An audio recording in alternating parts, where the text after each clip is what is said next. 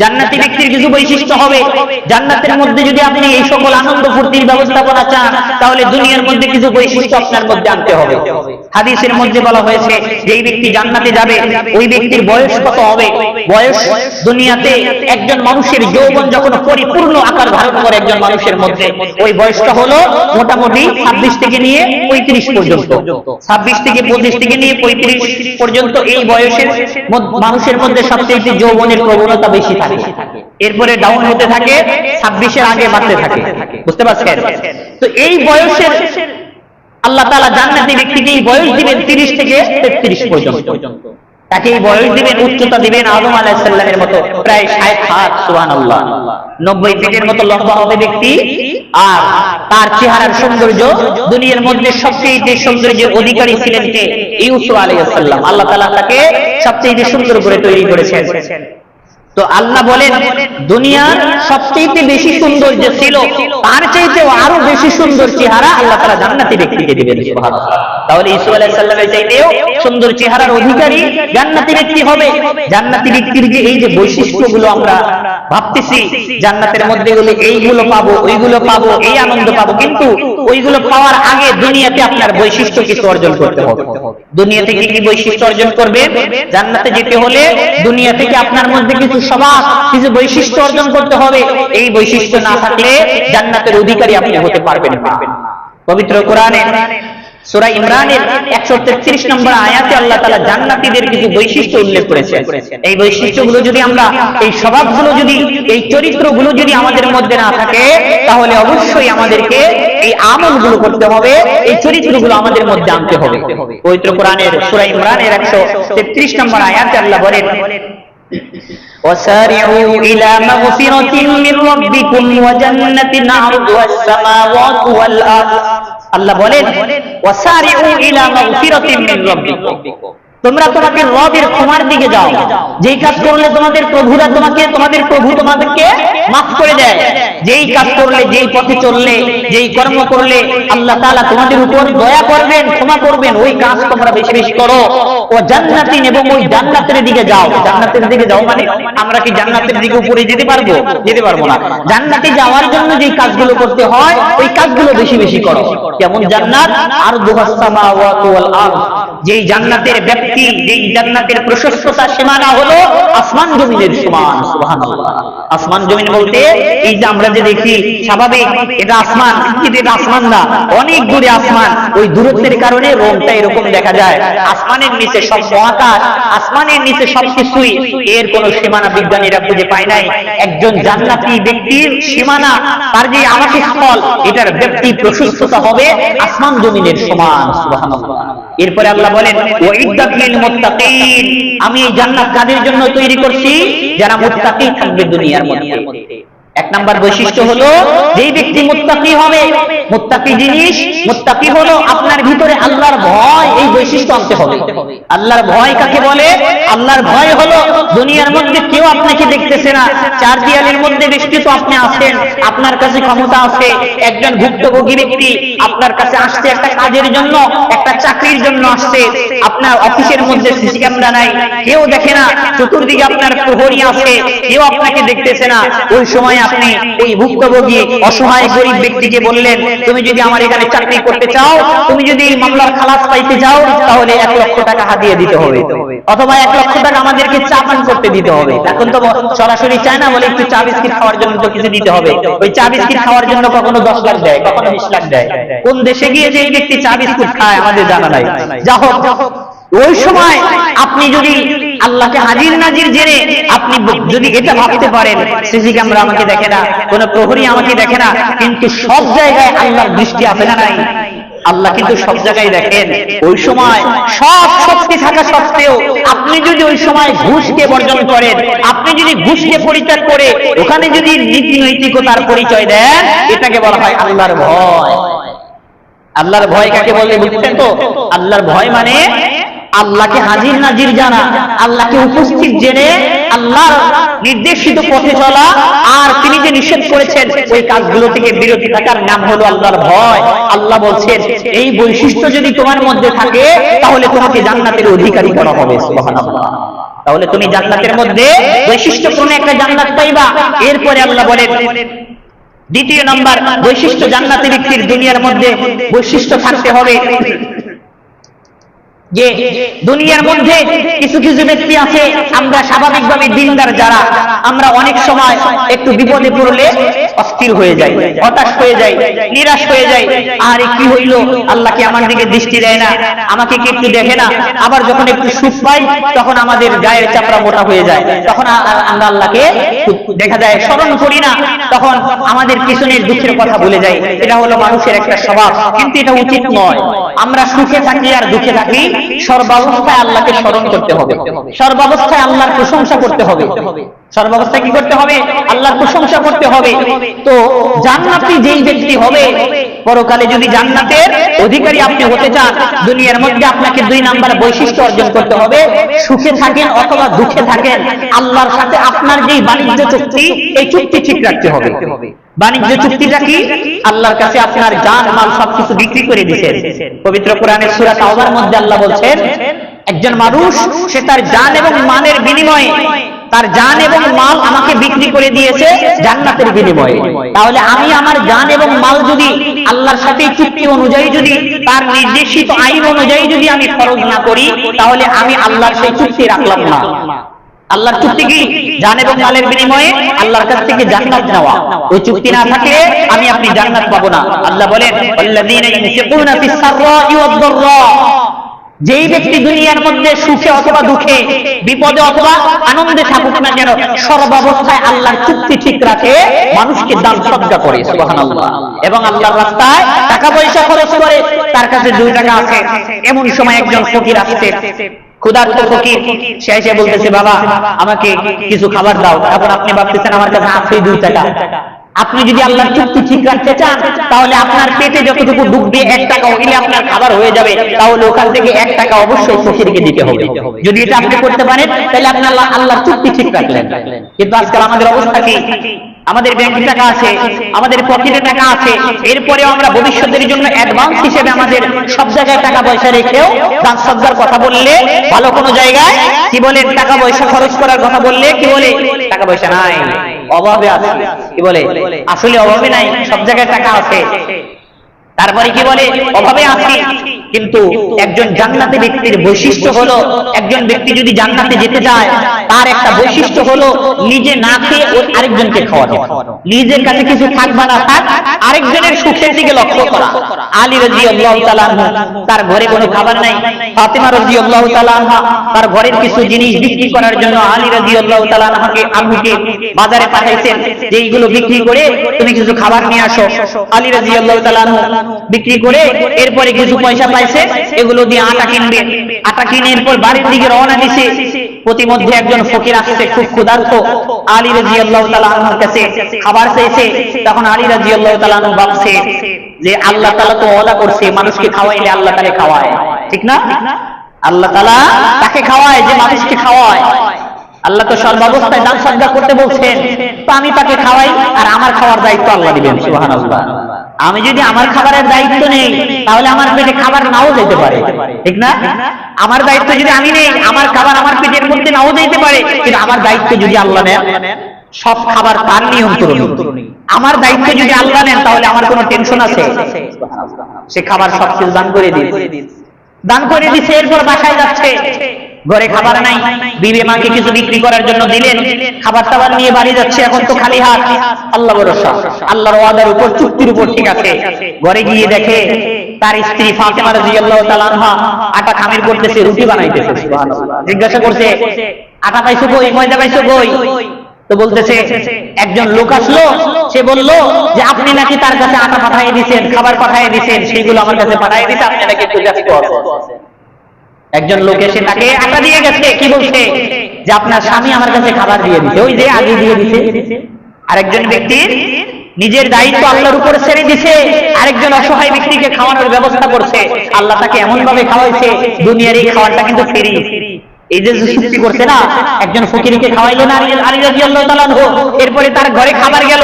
ওই খাবার দান করার বিনিময়ে কিন্তু শুধু এই খাবার না, এটার বিনিময়ে পরকালে পাবে ওইটার পুরস্কার হিসেবে, অগ্রিম পুরস্কার হিসেবে দুনিয়ার এই খাবারটা তাকে অ্যাডভান্স হিসেবে দিয়েছে। এ কারণে আপনার দান করার কারণে, আপনার সৎ আমল করার কারণে, নেক আমল করার কারণে দুনিয়াতে যদি আপনি একটু শান্তি পান, দুনিয়াতে যদি একটু আপনি আনন্দ ফুর্তি করেন, এটা হলো আপনার অ্যাডভান্স, এটা হলো আপনার অতিরিক্ত একটা আনন্দ ফুর্তি। কিন্তু আসল বিনিময়, আসল পুরস্কার আল্লাহ তাআলা মরার পরে দিবে। তো আল্লাহ বললেন ওয়াল্লাযীনা ইউনফিকুনা ফিস সাররাই ওয়াদ দাররা, জান্নাতি ব্যক্তিদের দ্বিতীয় বৈশিষ্ট্য হলো তারা সুখে দুঃখে যে অবস্থায় থাকুক না কেন, সর্ব অবস্থায় আল্লাহ তাআলার চুক্তির উপর ঠিক থাকে, অর্থাৎ দান সজ্জা করে, অসহায় গরিব মিসকিনদেরকে খাওয়ায়। এরপরে আল্লাহ বলেন ওয়াল কাযিমিনাল গায়জ।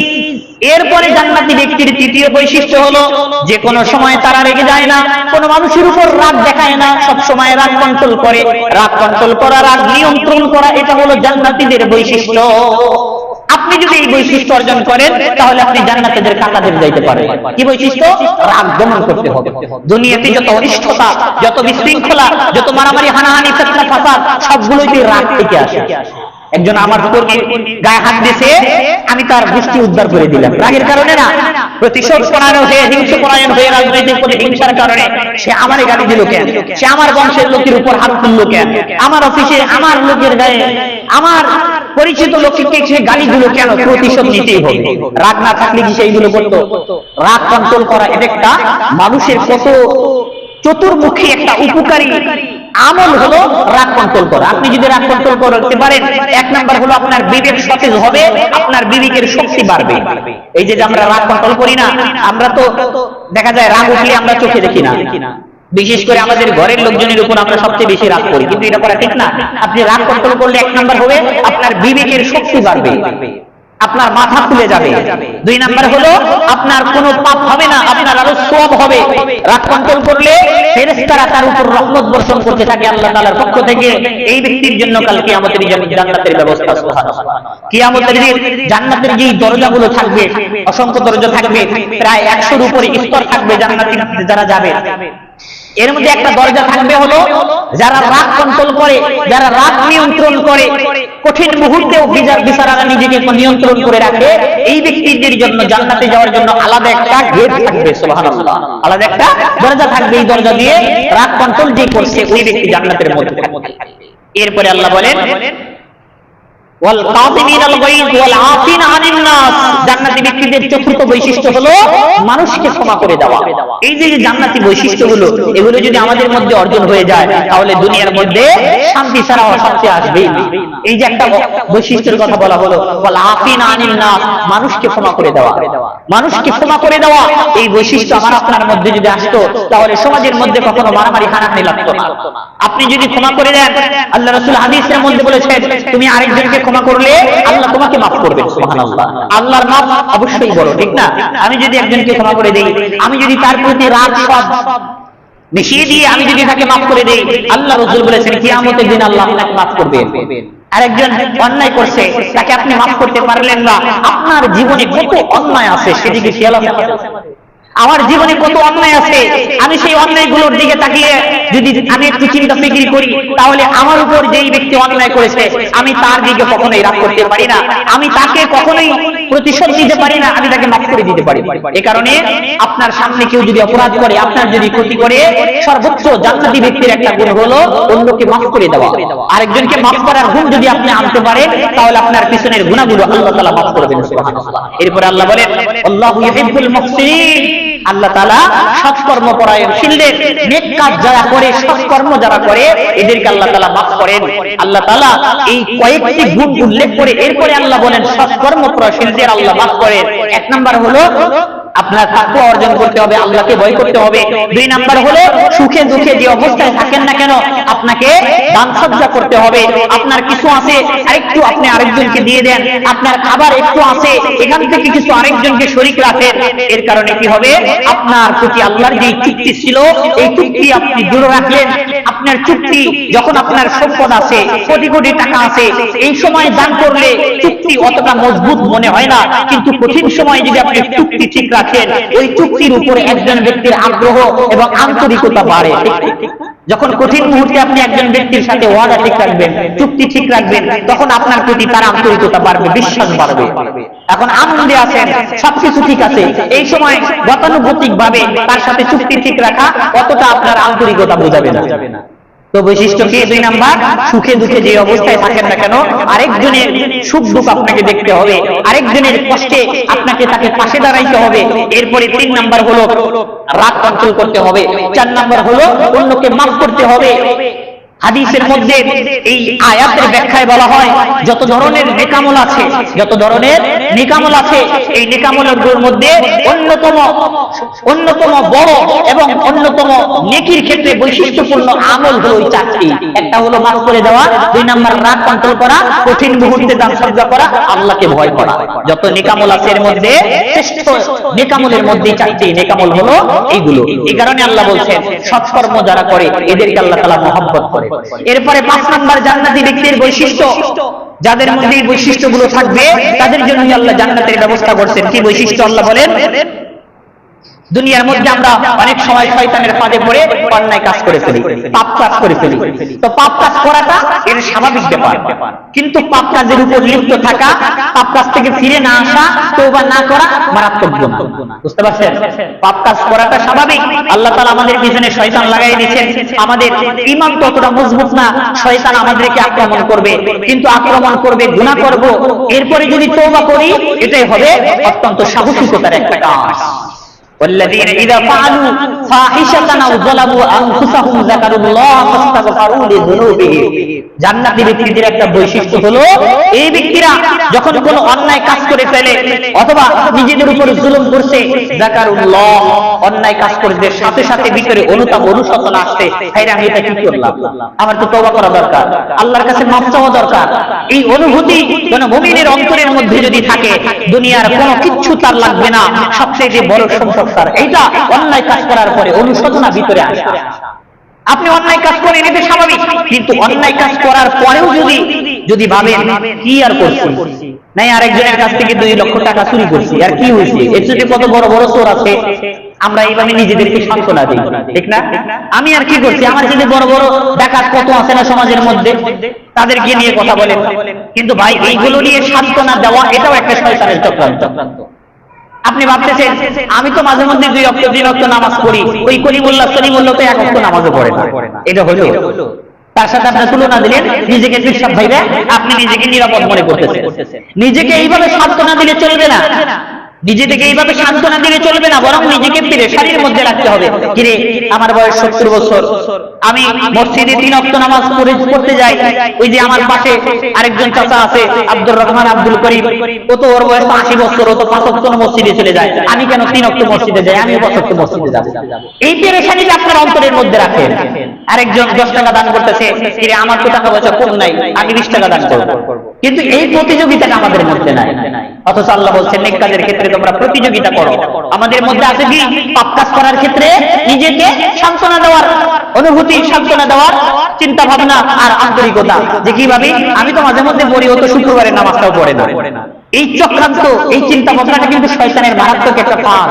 কয়েকদিন পর দেখবেন 1 ওয়াক্ত নামাজ আপনার দ্বারা হবে না, এরপরে ভাববেন আমি নামাজ পড়ি না তাতে কি হয়েছে, আমি তো আরেকজনের ক্ষতি করি না। কত আছে নামাজও পড়ে না, মানুষের ক্ষতিও করে। এই যে নিজেকে নিরাপদ ভাবতেছেন, নিজেকে সান্ত্বনা দিচ্ছেন, এই সান্ত্বনা দেওয়াটা শয়তানের মারাত্মক ধরনের একটা অস্ত্র। এ কারণে সান্ত্বনা দেওয়া যাবে না। পাপ কাজ হয়ে গেছে সাথে সাথে অনুশোচনা ভিতরে আনেন, আরে আমি এটা কি করলাম। এরপরে আল্লাহ বলেন ওয়ালা ইউসিরু আলা মা ফাআলু ওয়া হুম ইয়ালামুন। জান্নাতি ব্যক্তিদের একটা বৈশিষ্ট্য হলো ওই ব্যক্তিরা জেনে শুনে একই পাপ বারবার করে না, একই পাপ বারবার করে না। একজন ব্যক্তি তো অন্ধ হয়ে গেছে শয়তানের চক্রান্তের কারণে, কোনো কিছু ঠিক পায় না, চিন্তা ভাবনা করতে পারে না, সিদ্ধান্ত নিতে পারে না, অজান্তেই গুনাহ করে ফেলে, এটা একটা ঠিক আছে। কিন্তু আজকাল আমরা টিকটকের জাতি, বর্তমানে ডিজিটাল স্মার্টের জাতি, আমার তো মনে হয় না এই দুনিয়াতে কেউ কি বলে অজ্ঞাতসারে অথবা অজানায় কেউ গুনাহ করে ফেলে। বরং জেনে শুনে সবকিছু জানে, জানার পরে এরপরে অন্যায় করে। কেউ কি জানে না যে সুদ খাওয়া হারাম, ঘুষ খাওয়া হারাম, সবই কিন্তু জানে, জেনে শুনে অন্যায় করে, কিন্তু অজানায় অজ্ঞাতসারে জানে না। এই পাগল, এই মূর্খ যে গুনাহ করে এরকম মানুষ খুব কমই আছে, জেনে শুনেই গুনাহ করে। আল্লাহ বলেন জেনে শুনে জান্নাতি ব্যক্তিরা কখনোই একই পাপ বারবার করে না। এরপরে যদি বারবার হয়ে যায়, আল্লাহ বললেন যে বারবার হয়ে যাক, কিন্তু বারবার হওয়ার পরেও যদি তোমার ভিতরে অনুশোচনা আসে, আমাকে তওবা করতে হবে। অন্যায় করার পরে তওবা করার অনুশোচনা ভিতরে একটা অনুভূতি যদি জাগ্রত না হয়, তাহলে ভাববেন আমার উপর থেকে আল্লাহর রহমত একেবারে উঠে গেছে। এবার আপনার বিচার আপনি করবেন। একটা অন্যায় কাজ করার পরে এক ওয়াক্ত নামাজ মিস দেওয়ার কারণে আপনার ভিতরে একটু কষ্ট অনুভব হয় কিনা? যদি কষ্ট অনুভব না হয়, তাহলে আজ থেকে ভাববেন, তাহলে পিছনের ইতিহাস আপনার জন্য খুব মারাত্মক অবস্থা অপেক্ষা করছে। আপনাকে চেঞ্জ হতে হবে। এক ওয়াক্ত নামাজ আমার থেকে ছুটে গেল, বিনা ওজরে আমি গেম খেলতেছি, মোবাইল দেখতেছি, আমি আড্ডা দিতেছি, লুডু খেলতেছি, অনর্থক কাজকর্মে লিপ্ত আছি, এইসবের কারণে আমার এক ওয়াক্ত নামাজ জামাত ছাড়া হয়ে গেল। আপনার ভিতরে অনুভূতি জাগ্রত করেন, আরে আমি তো বড় অন্যায় করে ফেলেছি। আপনার ভিতরে যদি এই অনুতাপ অনুশোচনা আসে, তাহলে আপনার জন্য আল্লাহ তাআলা নেক কাজ করার রাস্তা খুলে দিবেন। সুবহানাল্লাহ। যদি একটি নেক কাজ করার কারণে, না করার কারণে, একটি পাপ করার কারণে যদি আপনার ভিতরে একটু কষ্ট অনুভব হয়, আল্লাহ রাসূল হাদিসের মধ্যে বলছেন আপনার অন্তরে ভালো কিছু অভাব কি বলে অপেক্ষা করতেছে, ভালো অনেক কিছু আল্লাহ তাআলা আপনার উপর রহমত নাযিল করতেছেন। এই অনুভূতিগুলো আমাদেরকে আনতে হবে। আমি একটা পাপ কাজ করলাম, সাথে সাথে আমার ভিতরে যেন এই জাগ্রত হয়, এরকম একটা অনুভূতি, আরে কি করলাম এটা, আমার তওবা করা উচিত। এরকম করতে পারবো না ইনশাআল্লাহ। আল্লাহ তাআলা আমাদেরকে বোঝার তৌফিক দান করুন।